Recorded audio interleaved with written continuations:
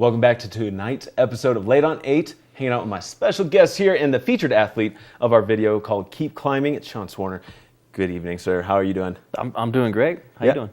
I'm doing well myself. I'm enjoying the video so far. Take us into the first section of this video and tell us exactly what we've heard. I mean, if somebody's not really familiar with your story, there's, just a lot to cover, though.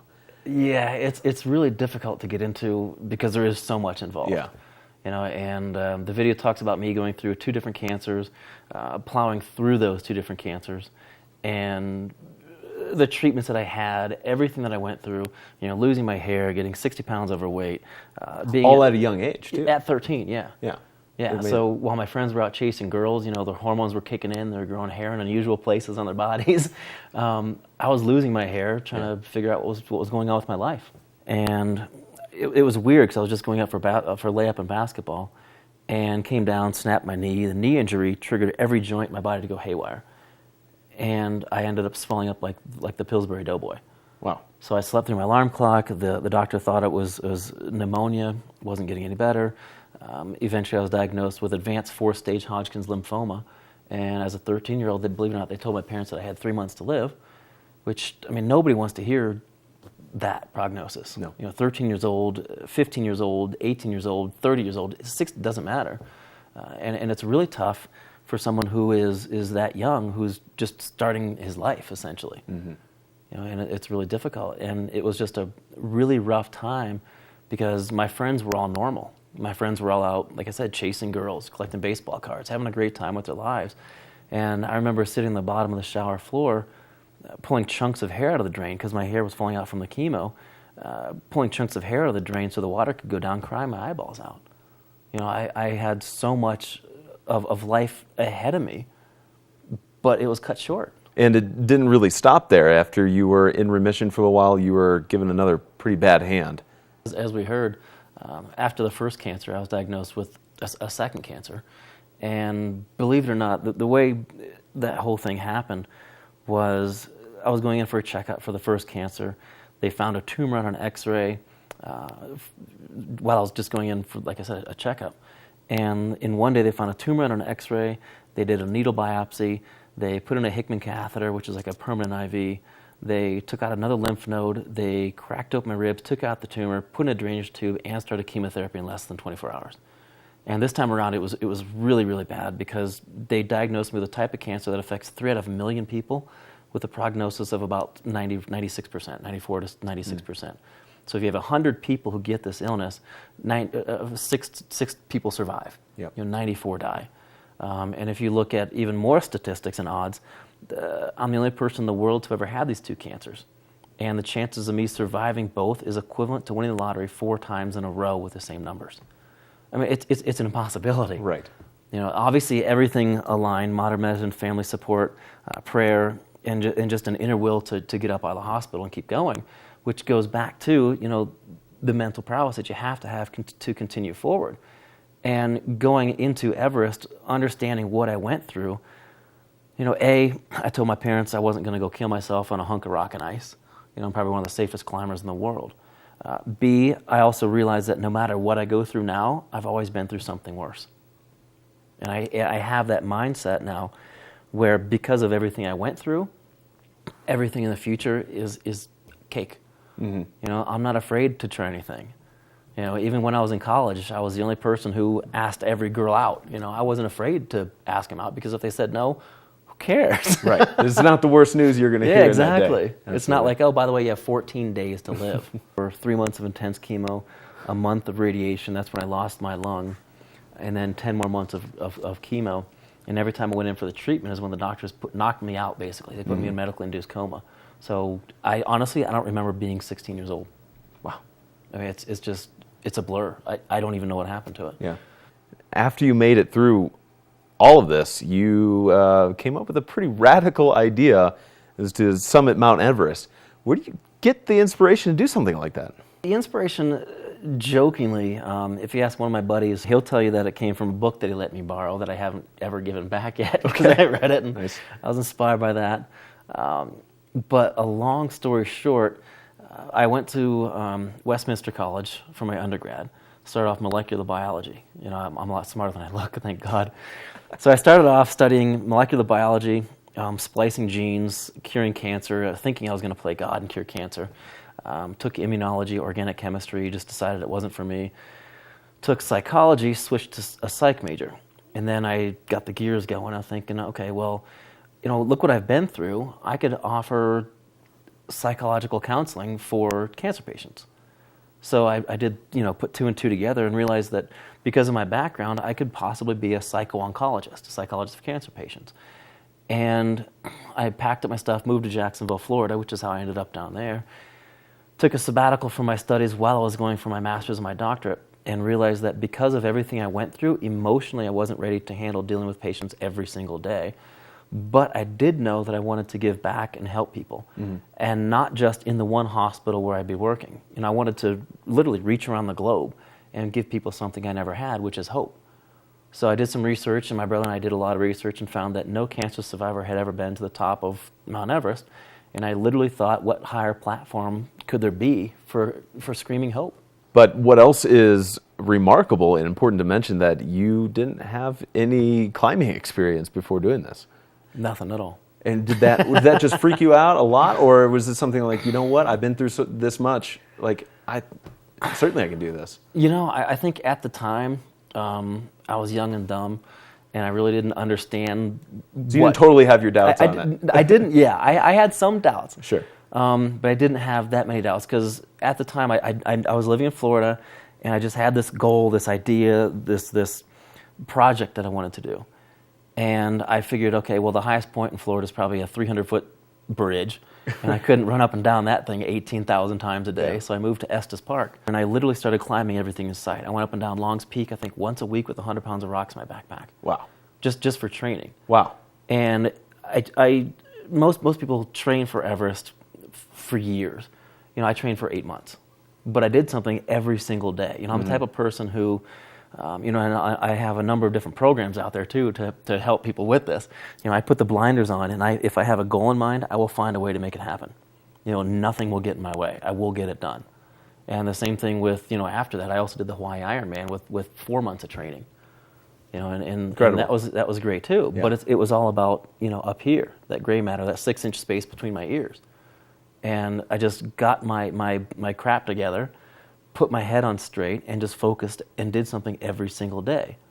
Okay, so going further with your training and how you get prepared for your adventures and all your activities and challenges, it's always important to mention that you're at a disadvantage with just only having one functioning lung. So I can't even imagine what that's like. Did you notice a difference when you started to train coming up to elevation? That's a great question. And just so we're factually correct, I have both my lungs. Right. But because of the radiation therapy, there's no oxygen transfer because there's so much scar tissue. So it's kind of like Nemo's lucky fin. It's like my lucky lung flopping around in there. Yeah. So I haven't noticed a difference because when I started climbing, I had one lung, and that was my baseline. But if I look at it and I think about it, you know, if I had double the lung capacity I have now, I'd be able to, well, I do run up 14ers, but I'd be able to run up Everest. You know, but again, I think a lot of it boils down to just the mental prowess that you have to continue forward. So as we go further into the film for tonight, tell us a little bit more about what we'll see, give us a preview on what we can expect, because it didn't stop with Everest. Yeah, the story then transitions from climbing Everest, which was, you know, a huge accomplishment, but I wanted to reach more people. And climbing Everest, we didn't reach enough people, so I wanted to reach around the world, and we did the 7 summits, which is the highest mountain on every continent. And then it talks about how, with my nonprofit, the Cancer Climber Association, we're raising funds for a mobile camp for kids with cancer. What we're about to see is, I believe, the rest of the 7 summits. So I started off with Everest, you know, the highest mountain in the world. Yeah. I figured the rest are going to be easy and downhill from there. And it's a tour around the world to the highest point on every continent. Every continent, including Antarctica. Including Antarctica, where it got, I think it was minus 60 in the tent.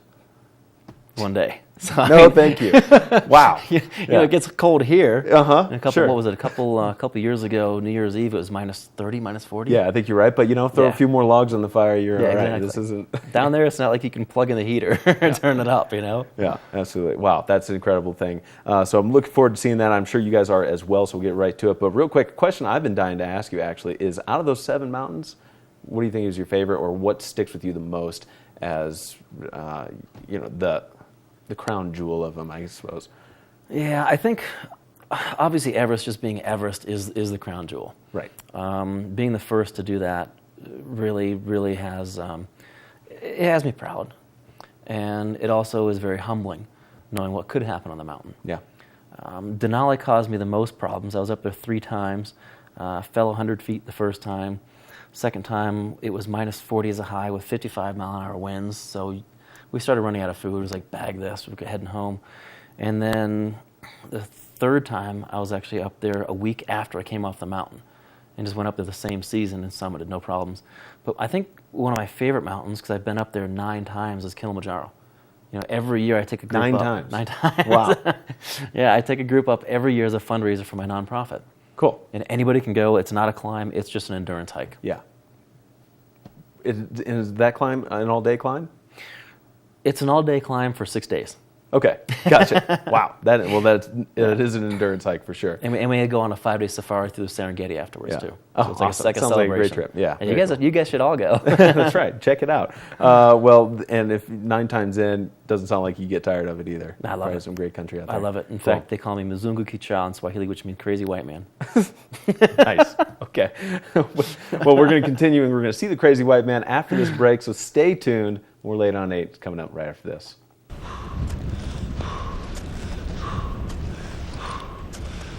Well, when I finally got to base camp, I hadn't summited any 8,000 meter peaks. I didn't have the experience that most people did climbing Everest. But I had it up here and I had it here, and I read everything I could possibly get my hands on. But when I first looked up at the Khumbu Icefall when I got to Everest Base Camp, and I'm not going to lie, I was a little intimidated because it's a big mountain. And I was out there doing something no one's ever done before.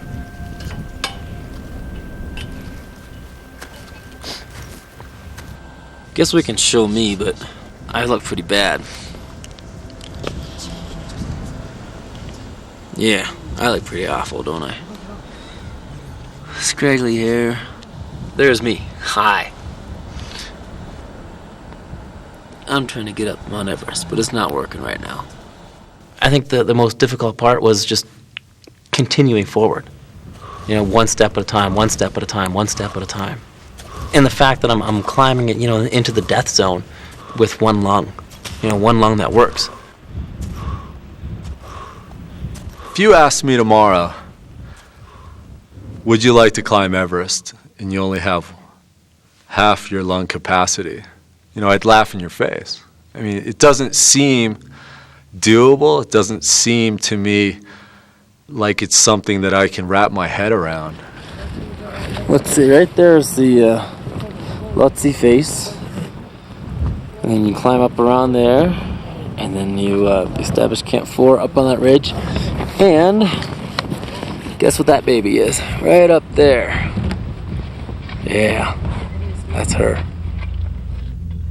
I do remember one distinct time that he was at Camp 3, and he's got a picture, and he's got his oxygen mask on, and he's got this dead look in his eyes. He's just completely glazed over, and if you look into his eyes, he's not there. He's just gone. And he called me on the radio and said, hey, I can't walk a line, which is essentially the test to see if you have any kind of cerebral edema, is if you can walk a line. It's like the drunk test. And we had a long conversation about that, and I was scared. I thought, all this training, maybe this is it. Maybe this is over. He's all this training, all this work that he's done, all these people that are counting on him. I hope it's not over.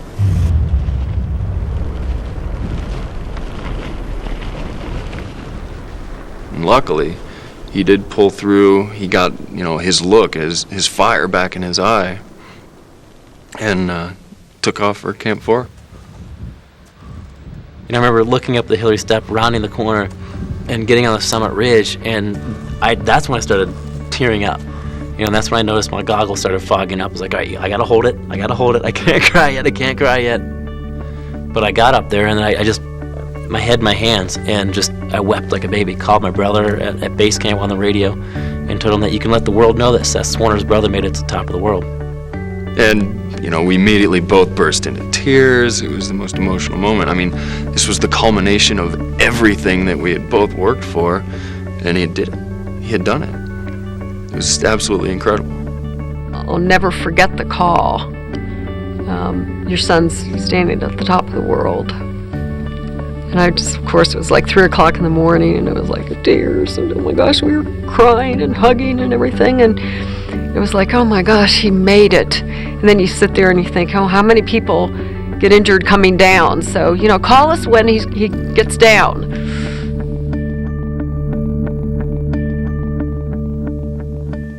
Keep it tuned here to TV8 Summit, and late on 8, we are going to take a quick break. More Keep Climbing is coming up after this.